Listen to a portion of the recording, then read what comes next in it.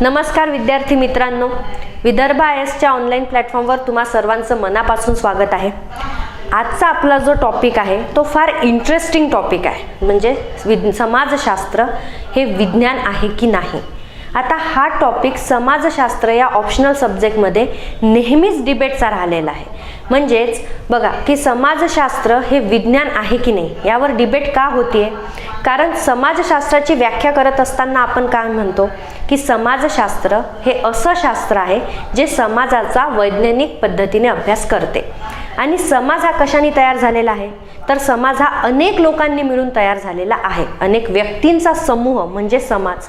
मग व्यक्तीचा अभ्यास वैज्ञानिक पद्धतीने करणे शक्य आहे का? एका व्यक्तीला आपण वैज्ञानिक पद्धतीने अभ्यासू शकतो का?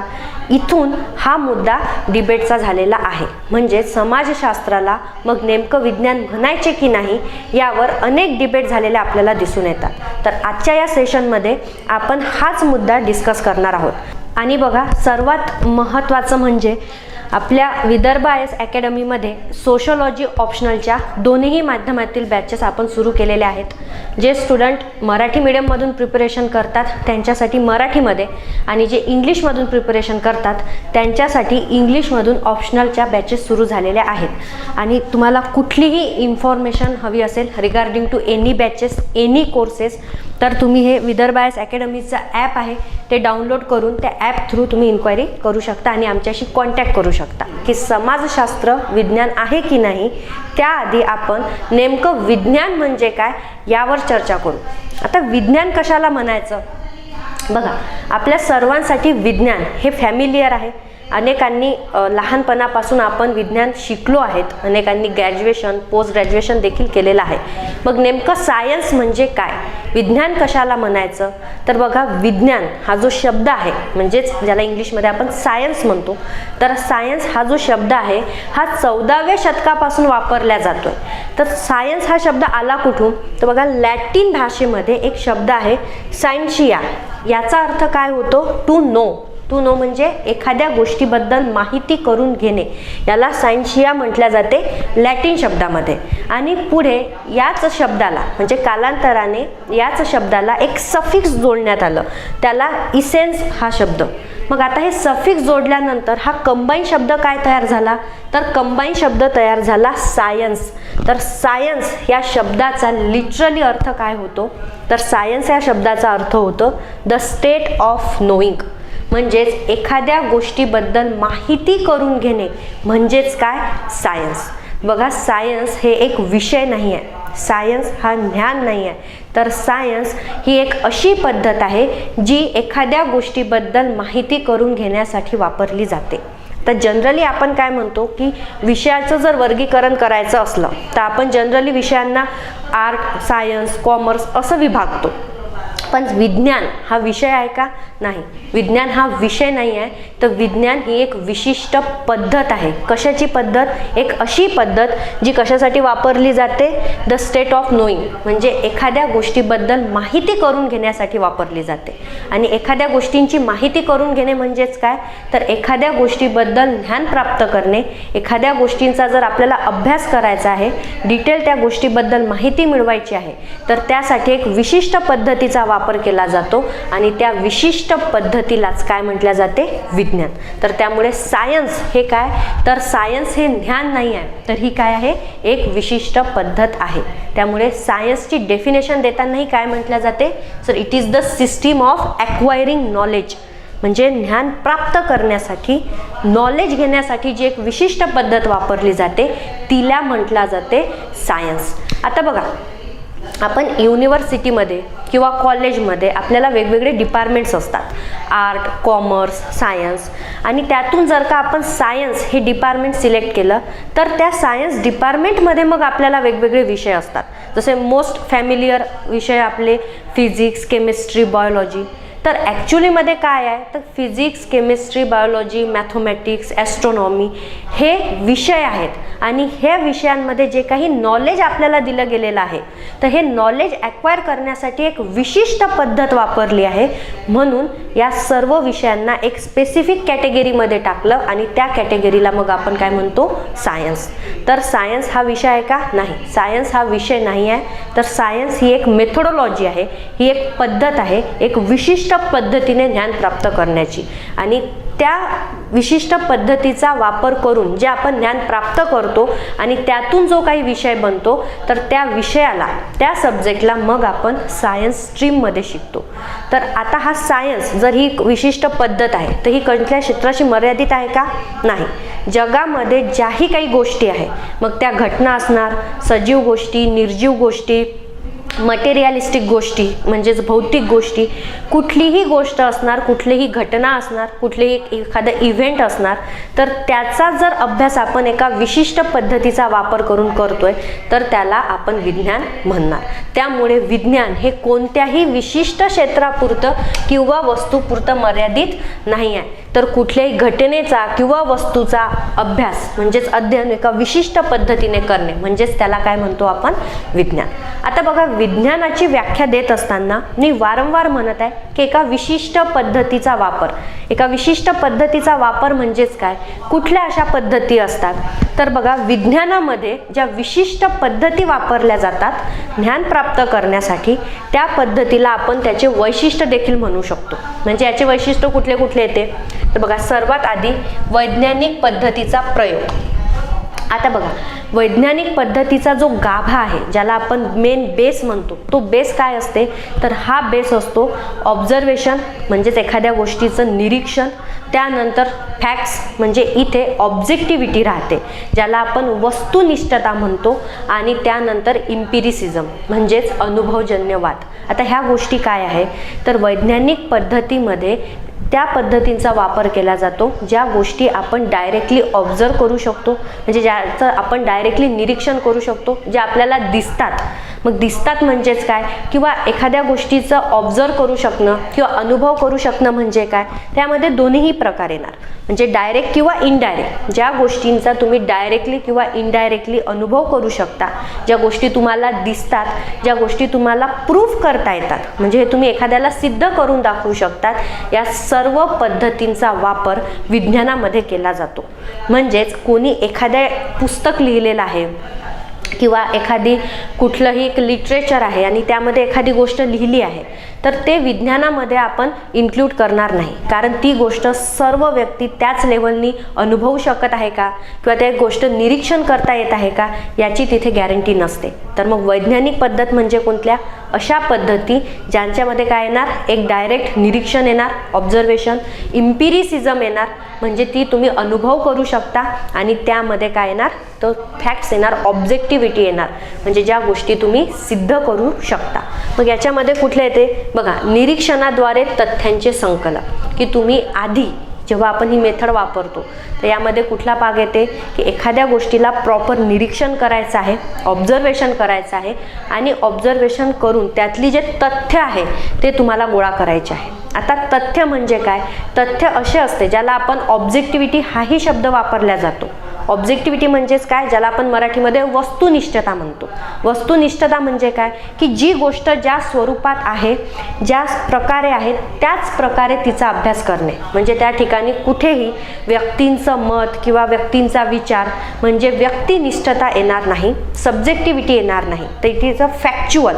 फॅक्च्युअल म्हणजे काय? जी ज्या पद्धतीने आहे, ज्या स्टेटमध्ये आहे, ज्या फॉर्ममध्ये आहे, त्याच फॉर्ममध्ये तशाच पद्धतीने तिचा अभ्यास करणे.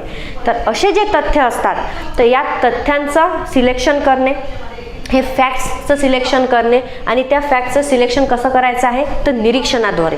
म्हणजे तुम्हाला प्रॉपरली तिथे ऑब्झर्व तुम्ही करता. दुसरी गोष्ट म्हणजे विश्लेषण आणि वर्गीकरण.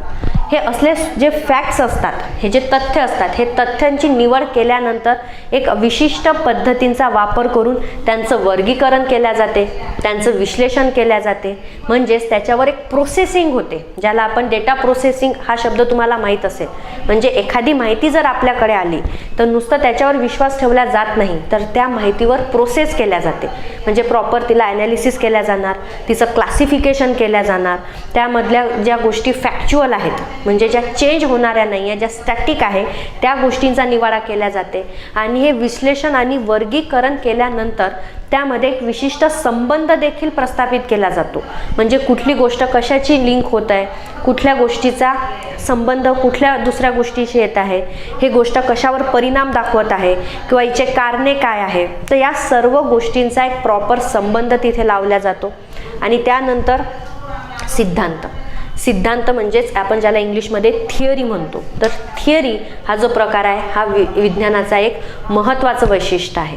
आता जे काही आपण निरीक्षण करणार, ॲनालिसिस करणार, वर्गीकरण करणार, तर या सर्व गोष्टींना एक प्रॉपर सिस्टमॅटिक वेनी प्रेझेंट केल्या जाते आणि त्याला आपण थिअरी म्हणतो, सिद्धांत म्हणतो.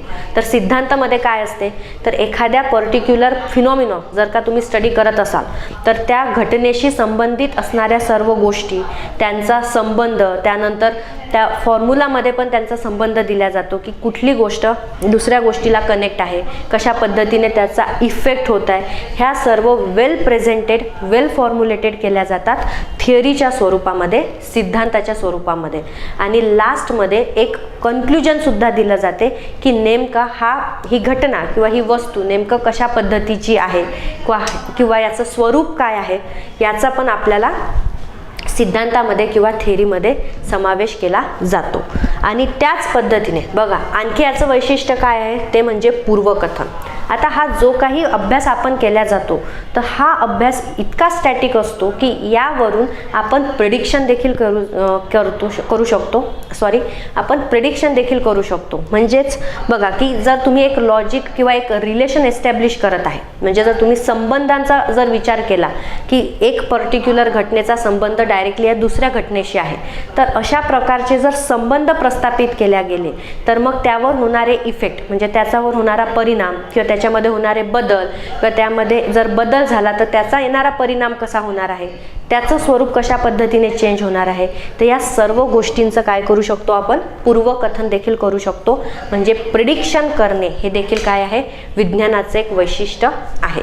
तर त्याच पद्धतीने अनुभवजन्य म्हणजे इम्पिरिसिझम ही एक अशी विशिष्ट मेथड आहे ज्यामध्ये कशावर भर दिला जात आहे, तर अशा गोष्टींवर विश्वास ठेवला जातो किंवा कन्सिडर केला जातो ज्या गोष्टी आपण अनुभवू शकतो. आणि हे अनुभव कशा पद्धतीचे असतात, तर याच्यामध्ये दोन्ही येणार, डायरेक्ट इनडायरेक्ट, म्हणजे प्रत्यक्षपणे ज्या गोष्टी तुम्ही अनुभवू शकत आहे किंवा अप्रत्यक्षपणे तुम्ही ज्या गोष्टी अनुभवणार, तर या सर्व गोष्टींचा प्रॉपर सिलेक्शन केल्या जाते. आणि या सर्व गोष्टींचं सिलेक्शन केल्यानंतर त्यामधले तथ्य शोधल्या जातात. तथ्य शोधणे म्हणजेच काय, जी गोष्ट स्टॅटिक आहे, जी चेंज होणारी नाही आहे, जे आपण प्रूव्ह करू शकतो, तर ते तथ्य शोधले जातात. ते तथ्य शोधल्यानंतर त्यांचं वर्गीकरण केल्या जाते. वर्गीकरण केल्यानंतर त्यांचं विश्लेषण होणार, त्यावर डिटेल डिस्कशन केल्या जाणार आणि वर्गीकरण केल्यानंतर त्यांची तुलना केल्यानंतर, कंपॅरिझन केल्यानंतर त्यांमधला संबंध देखील शोधल्या जाणार की कुठली गोष्ट कशाशी संबंधित आहे. आणि हे सर्व प्रोसेस केल्यानंतर त्या सर्व गोष्टींबद्दलची माहिती एक प्रॉपर सिक्वेन्समध्ये, फॉर्मॅटमध्ये लिहिली जाणार, ज्याला आपण सिद्धांत देखील म्हणतो. आणि याच वैशिष्ट्यांपेक्षा सर्वात महत्त्वाचं म्हणजे टेस्टिंग म्हणजे चाचणी. आता जो काही आपण सिद्धांत देणार, थिअरी देणार, तर ती गोष्ट स्टॅटिक असल्यामुळे किंवा ती गोष्ट फॅक्च्युअल असल्यामुळे आपण परत ती गोष्ट काय करू शकतो, टेस्ट देखील करू शकतो, म्हणजेच तिची चाचणी देखील करू शकतो. तर अशा विशिष्ट पद्धतीचा वापर करून जेही ज्ञान प्राप्त केल्या जाते, जेही नॉलेज ॲक्वायर केल्या जाते, तिला आपण काय म्हणणार, सायन्स म्हणणार. आणि त्या विषयाला मग आपण कशामध्ये टाकणार, सायन्समध्ये. म्हणजेच बघा सायन्स काय आहे, तर सायन्स हा विषय नाही आहे, तर सायन्स ही एक मेथोडॉलॉजी आहे, ही एक पद्धत आहे ज्यामध्ये या पद्धतींचा समावेश होतो. मग आता बघा आपण सायन्सबद्दल बोलताना काय म्हटलं की सायन्स हे कुठल्याही क्षेत्रापुरतं मर्यादित नाही आहे. म्हणजे तुम्ही जगातली कुठलीही गोष्ट या विशिष्ट पद्धतीचा वापर करून अभ्यासू शकता. मग आता जगाचा जर आपण विचार केला तर जनरली जगामध्ये आपण दोन मुख्य घटक समजतो, एक म्हणजे निसर्ग आणि दोन म्हणजे माणूस, ठीक आहे, म्हणजेच व्यक्ती. आता निसर्ग आणि व्यक्ती यांच्याच आधारावर विज्ञानाचं देखील वर्गीकरण केलेलं आहे. मग विज्ञानाची अशी शाखा किंवा विज्ञानाची अशी ब्रांच जी फक्त नैसर्गिक गोष्टींचा अभ्यास करते तिला म्हटल्या जाते नॅचरल सायन्स, ज्याला आपण मराठीमध्ये नैसर्गिक विज्ञान असं म्हणतो.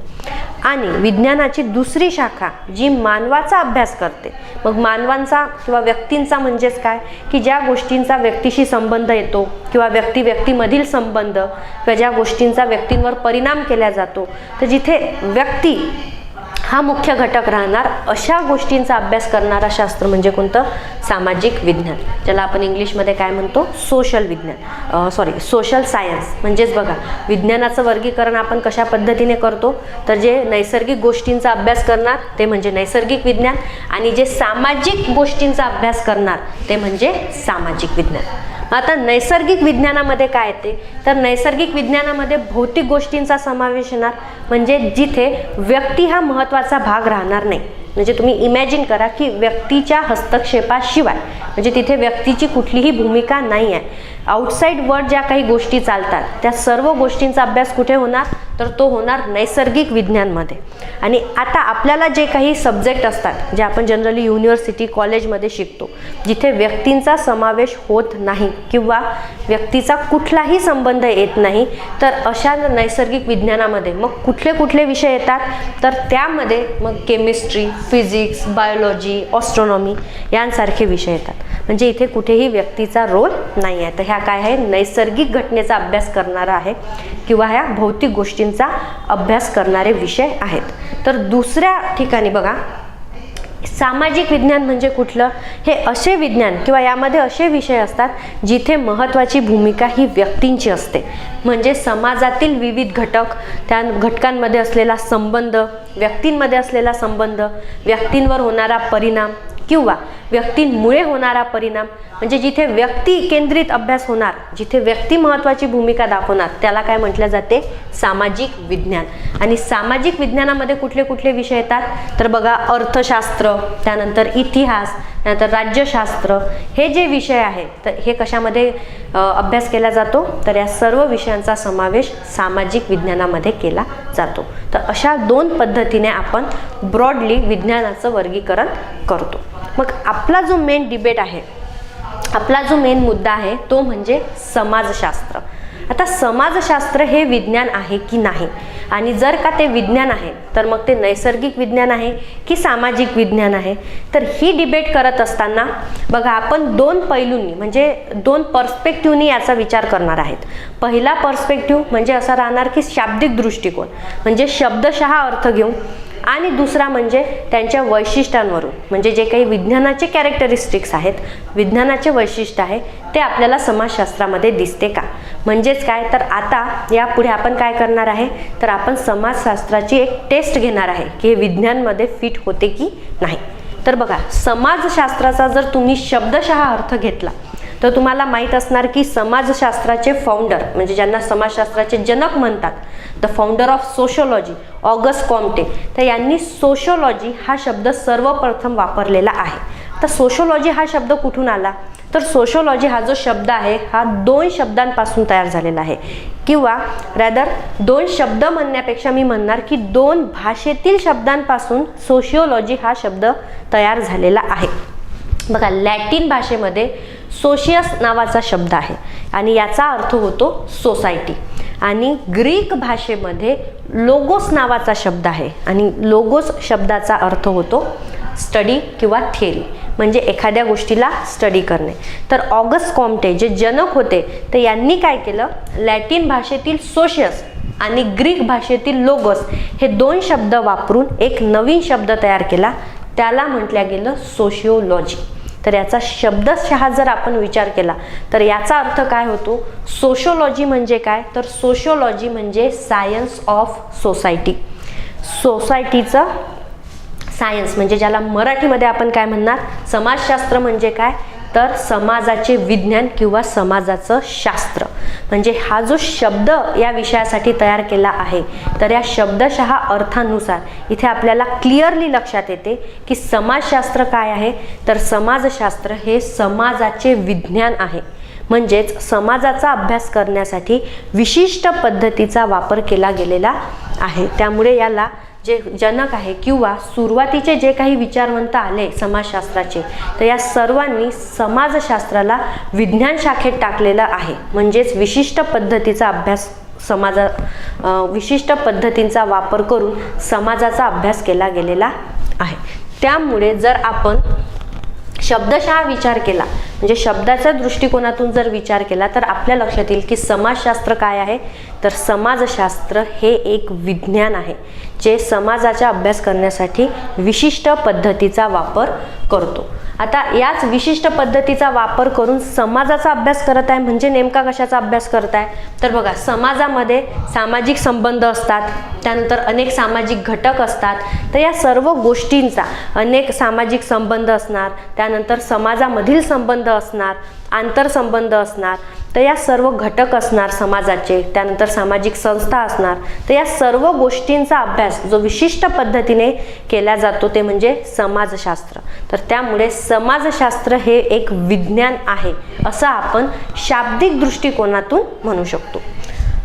आता हे काय करणार, तर समाजशास्त्र हे विज्ञान आहे जे समाजाचे क्रमबद्ध व संघटित अध्ययन करते. म्हणून आधी जे आपण डिस्कस केलं किंवा आधी समाजशास्त्राचे डिस्कशन करत असताना आपण बरेचदा म्हणतो की sociology is a scientific and systematic study of society. तर ही जी व्याख्या आहे जी ऑगस्ट कॉम्टे यांनी दिली आहे, तर त्यामध्ये पण क्लिअरली मेन्शन आहे की सोशोलॉजी काय आहे, सायंटिफिक अँड सिस्टमॅटिक स्टडी करते सोसायटीचा. म्हणजेच काय, सायंटिफिक हा वर्ड तिथे यूज केलेला आहे. तर सुरुवातीला समाजशास्त्रामध्ये जे काही विचारवंत आले किंवा त्यांनी ज्या काही समाजशास्त्राच्या व्याख्या दिल्या, तर या सर्व गोष्टींच्या आधारावर आपण नक्कीच म्हणू शकतो की समाजशास्त्र हे एक विज्ञान आहे. आता दुसरा जर आपण दृष्टिकोन विचार केला तर तो म्हणजे विज्ञानाचे असणारे वैशिष्ट्य. तर विज्ञान कशाला म्हणायचा, जो एका विशिष्ट पद्धतीचा वापर करते. आता ही जी विशिष्ट पद्धत आहे तर ज्याला आपण वैशिष्ट्य म्हणतो, या सर्व वैशिष्ट्यांचा वापर समाजशास्त्रामध्ये केला जाऊ शकतो की नाही ते डिस्कस करताना बघा, पहिली गोष्ट कुठली ते म्हणजे वैज्ञानिक पद्धतींचा अवलंब. आता समाजाचा अभ्यास करत असताना वैज्ञानिक पद्धतीचा अवलंब केला जाऊ शकतो का, तर नक्कीच केला जाऊ शकतो. बघा, सुरुवातीला जो प्रत्यक्षवाद दृष्टिकोन आला समाजशास्त्रामध्ये आणि सुरुवातीचे जे विचारवंत होते ज्यांनी प्रत्यक्षवादी दृष्टिकोनातून समाजाचा अभ्यास केलेला आहे, तर त्यांनी ज्या काही वैज्ञानिक पद्धती होत्या त्या सर्व वैज्ञानिक पद्धतींचा वापर समाजाचा अभ्यास करण्यासाठी केलेला आहे. म्हणजे आपल्याला अनेक थेअरी पण आहे समाजशास्त्रामध्ये की ज्यामध्ये आपल्याला क्लिअरली ही गोष्ट दिसते की समाजाचा अभ्यास किंवा समाजामध्ये जे काही वेगळे घटक आहेत किंवा समाजामध्ये ज्या काही समस्या तयार होत आहेत, तर या गोष्टींचा अभ्यास त्यांनी वैज्ञानिक पद्धतीचा वापर करून केलेला आहे. मग त्यामध्ये केस स्टडी येणार, त्यामध्ये सोशिओमेट्री ज्याला आपण समाजमिती म्हणतो त्याचा वापर केलेला आहे. त्यानंतर सांख्यिकी पद्धत म्हणजे स्टॅटिस्टिकल मेथड, म्हणजे तिथे सांख्यिकी वापरली आहे. त्यानंतर बघा क्वालिटेटिव्ह, क्वांटिटेटिव्ह म्हणजे गुणात्मक आणि संख्यात्मक वैज्ञानिक पद्धतीचा वापर देखील समाजशास्त्रात केला आहे. जेव्हा आपण समाजशास्त्रीय विचारवंतांच्या थिअरी डिस्कस करतो तर त्या थिअरीमध्ये आपल्याला प्रॉपरली लक्षात येते. इवन डर्खिम हे जे विचारवंत आहे तर यांची सुसाईड थिअरी आहे किंवा वेबर यांची थिअरी आहे. तर यांच्यामध्ये कंपॅरिझन मेथड, व्हेरिएबल मेथड ज्याला आपण चलपद्धत म्हणतो, तर हे ज्या सर्व मेथड ज्या सायन्समध्ये वापरल्या जातात किंवा नैसर्गिक सायन्समध्ये, नैसर्गिक विज्ञानांमध्ये वापरल्या जातात, त्या सर्व पद्धतींचा वापर समाजशास्त्रामध्ये देखील केलेला आहे. म्हणजे समाजाच्या समस्या समजून घेण्यासाठी किंवा सामाजिक घटकांचा अभ्यास करण्यासाठी देखील त्याच पद्धतींचा वापर समाजशास्त्रामध्ये केलेला आहे. तर यावरूनही हे सिद्ध होते की समाजशास्त्र काय आहे, एक विज्ञान आहे. त्याच पद्धतीने दुसरा पार्ट बघा, निरीक्षणाद्वारे तथ्यांचे संकलन.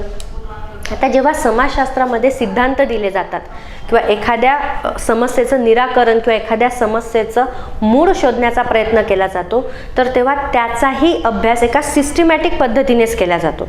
तर सुरुवातीला जे काही समाजामध्ये एक समस्या आहे किंवा एक नवीन घटना आहे किंवा एखादी संस्था आहे तर तिचा अभ्यास करत असताना तिथे निरीक्षण केल्या जाते, एक प्रॉपर ऑब्झर्वेशन असते आणि हे ऑब्झर्वेशन केल्यानंतर एखाद्या घटनेशी संबंधित कोणत्या कोणत्या गोष्टी आहे किंवा कुठले तथ्य आहे त्या तथ्यांचा निवाडा केला जातो आणि ते तथ्य निवडून त्यांचं मग कारणे किंवा त्यांचे परिणाम किंवा त्यांचा सिक्वेन्स लावून एक कंप्लीट सिनारिओला समजण्याचा प्रयत्न केला जातो. म्हणजेच काय, इथे निरीक्षणाद्वारे तथ्यांचे संकलन देखील केल्या जाते. इव्हन काही प्रत्यक्षवादी विचारवंत असे आहेत की ज्यांनी समाजशास्त्राचा अभ्यासाचा घटक हे सामाजिक तथ्य असायला पाहिजे असं म्हटलं आहे. म्हणजे ज्या पद्धतीने नैसर्गिक विज्ञानांमध्ये नॅचरल फॅक्ट असतात तर त्याच पद्धतीने समाजामध्ये देखील सामाजिक तथ्य असतात, सोशल फॅक्ट असतात आणि त्याचाच आपण अभ्यास समाजशास्त्रामध्ये करायला पाहिजे अशाही विचारांचे काही विचारवंत आपल्याला आहेत. इथे पण आपल्याला क्लिअरली लक्षात येते की समाजशास्त्रामध्ये देखील तथ्यांचाच अभ्यास केला जाते. म्हणजे हा अभ्यास जो आहे हा वस्तुनिष्ठ अभ्यास आहे, ऑब्जेक्टिव्हली अभ्यास आहे. इथे कुठेही व्यक्तिनिष्ठता म्हणजे सब्जेक्टिव्हिटी येत नाही. सब्जेक्टिव्हिटी म्हणजे काय की एखाद्या व्यक्तीचं काय मत आहे किंवा एखाद्या व्यक्तीचं काय विचार आहे तर व्यक्तीच्या अनुषंगाने किंवा व्यक्तिकेंद्रित अभ्यास न करता समाजातील तथ्यांच्या आधारावर त्याचा अभ्यास केला जातो.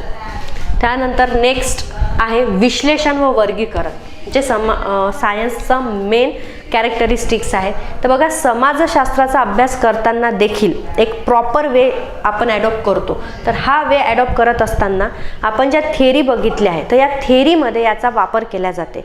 बघा, अनेक सोशल फॅक्ट किंवा अनेक गोष्टी किंवा अनेक तथ्य जेव्हा सिलेक्ट केल्या जातात अभ्यास करत असताना तर त्या सर्व गोष्टींचा एक प्रॉपर वर्गीकरण केल्या जाते. त्यामध्ये वस्तुनिष्ठता शोधली जाते आणि हे वर्गीकरण केल्यानंतर एक प्रॉपर गृहीतकांची बांधणी येते, त्यांचं विश्लेषण होते आणि त्यावरून एक जनरलाइज्ड कन्क्लुजन देण्याचा प्रयत्न केला जातो. म्हणजे बघा, आपण अनेक थिअरी बघितली आहे. इव्हन आपण पार्सन यांची थिअरी बघतो किंवा कार्ल मार्क्स यांची थिअरी बघतो किंवा डर्कीम यांची थिअरी बघतो. तर या सर्व विचारवंतांची थिअरी जेव्हा आपण बघतो किंवा यांचा अभ्यास आपण करतो तर तेव्हा लक्षात येणार की समाजशास्त्रामध्ये जोही अभ्यास करण्यात आला आहे तर त्या अभ्यासांमध्ये विश्लेषण व वर्गीकरण हा महत्त्वाचा भाग राहिलेला आहे.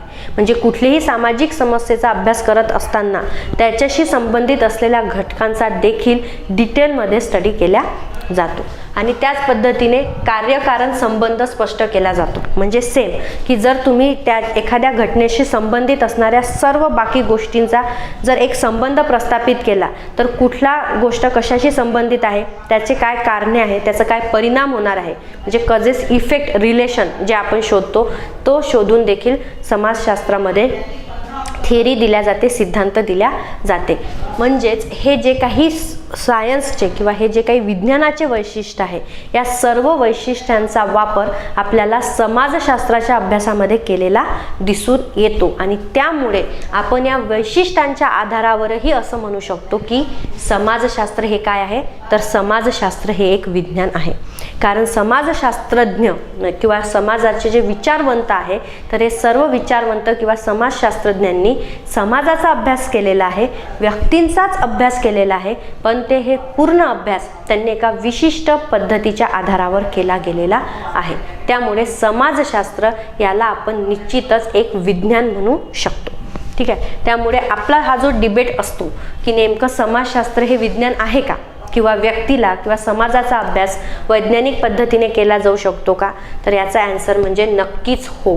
समाजाचा अभ्यास वैज्ञानिक पद्धतीचा वापर करून केला जाऊ शकतो आणि त्यामुळे समाजशास्त्र हे काय आहे, समाजशास्त्र हे विज्ञान आहे, जे असं विज्ञान की जे काय करते, समाजाचा अभ्यास एका विशिष्ट पद्धतीने करते. मग नेमकं समाजशास्त्र जर विज्ञान आहे तर विज्ञानाच्या कुठल्या स्वरूपामध्ये हे फिट होते, म्हणजे विज्ञानाच्या कुठल्या क्लासिफिकेशनमध्ये फिट होते, तर बघा, पहिली आणि इम्पॉर्टंट गोष्ट म्हणजे समाजशास्त्र हे सामाजिक विज्ञान आहे. हे नैसर्गिक विज्ञान आहे का? नाही. का नैसर्गिक नाही आहे? कारण हे कुठल्याही नैसर्गिक घटनेशी किंवा भौतिक घटनेशी संबंधित नाही. तर समाजशास्त्राचा फोकस कशावर असतो? व्यक्तींवर किंवा समाजावर किंवा सामाजिक संबंधांवर, सामाजिक घटकांवर, म्हणजे समाज केंद्रित अभ्यास हा करतो. म्हणून हे कुठलं आहे? तर हे सोशल सायन्स आहे, हे सामाजिक विज्ञान आहे. त्यानंतर दुसरं म्हणजे समाजशास्त्र, हे थेरॉटिकल म्हणजे ज्याला सैद्धांतिक विज्ञान आहे असं आपण म्हणतो.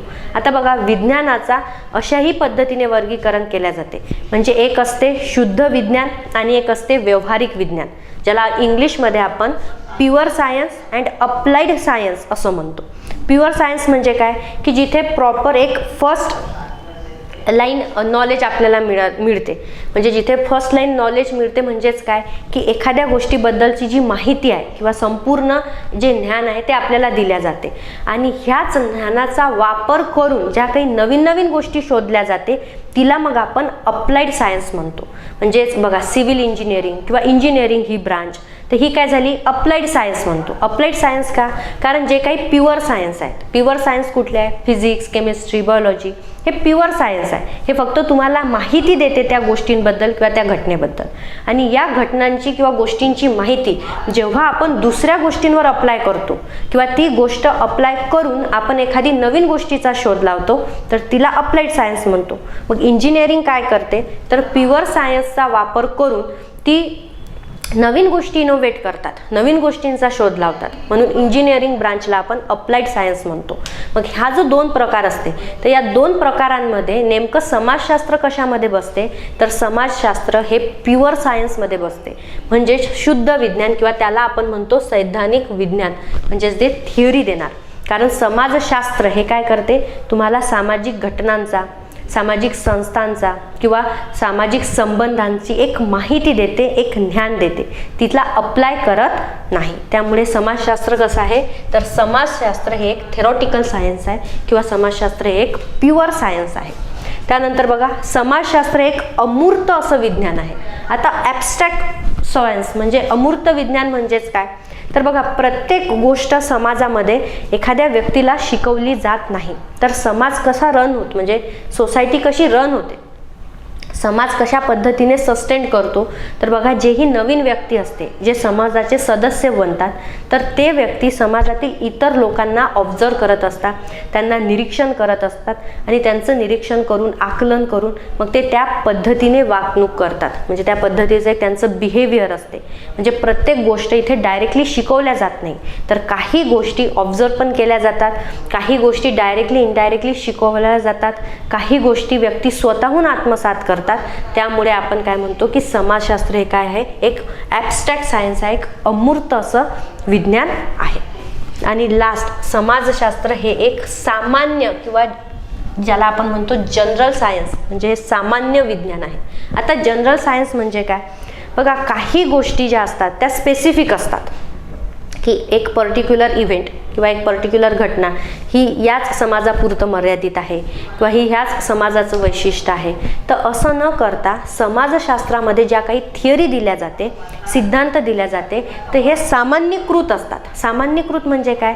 की जनरली या कन्सेप्टबद्दल असे जर काही स्पष्टीकरण दिल्या गेले किंवा असं काही कन्क्ल्युजन दिल्या गेलं तर हे जनरलाइज्ड आहे. म्हणजे एका पर्टिक्युलर इव्हेंटसाठी किंवा एखाद्या पर्टिक्युलर सोसायटीसाठीच हे रिस्पॉन्सिबल नाही आहे किंवा त्याच्यापुरतंच मर्यादित नाही आहे, तर हे जनरलाइज्ड आहे. म्हणजे जर मी एक्झाम्पल सांगते की जर तुम्ही एक समाजशास्त्राचं एक संशोधन केलं आणि त्यावरून जर एक कन्क्ल्युजन तुम्ही काढत आहे की गरिबीचं मुख्य कारण म्हणजेच काय आहे? तुमचं इन्कम, इकॉनॉमिक इन्कम आहे, तर हे जर स्टेटमेंट मी देत आहे तर हे स्टेटमेंट जनरलाइज्ड केल्या जाते. म्हणजे काय? की हे वाक्य कुठल्याही पर्टिक्युलर सोसायटीशी किंवा पर्टिक्युलर इव्हेंट किंवा सिच्युएशन पुरतं मर्यादित आहे का? नाही, तर जनरलाइज्ड आहे. म्हणजे हे सर्व ठिकाणी लागू होणार आहे, सर्व परिस्थितीमध्ये लागू होणार आहे आणि हे सर्वांसाठी अप्लिकेबल आहे. म्हणजे होऊ शकते की गरिबीचे अनेक बाकी कारणं देखील असू शकतात, पण एक मुख्य कारण किंवा जे सर्व ठिकाणी आढळून येणार असं कारण कुठलं आहे? तर ते म्हणजे इन्कम. तर अशा पद्धतीने समाजशास्त्रामध्ये ज्याही थिअरी दिल्या जातात तर त्या जनरलाइज्ड असतात, सामान्यीकृत असतात, म्हणजे त्या सर्वांसाठी अप्लाय होणाऱ्या असतात. तर अशा पद्धतीने आपलं आजचं जे डिस्कशन होतं की समाजशास्त्र हे विज्ञान आहे की नाही, तर आपण दोन दृष्टिकोनातून जर विचार केला, एक शाब्दिक दृष्टिकोन आणि एक वैशिष्ट्यांचा दृष्टिकोन, म्हणजे वैशिष्ट्यांच्या आधारावर जर आपण एक डिबेट केली किंवा डिस्कशन केलं, तर आपल्या लक्षात येणार की समाजशास्त्र हे काय आहे. समाजशास्त्र हे एक विज्ञान आहे जो समाजाचा वैज्ञानिक पद्धतीने वापर करून अभ्यास करतो. तर आजचं हे जे आपलं डिबेट होतं किंवा आजचं हे जे आपलं डिस्कशन होतं हे तुम्हाला कसं वाटलं हे तुम्ही नक्कीच कमेंट बॉक्समध्ये कळवा. धन्यवाद.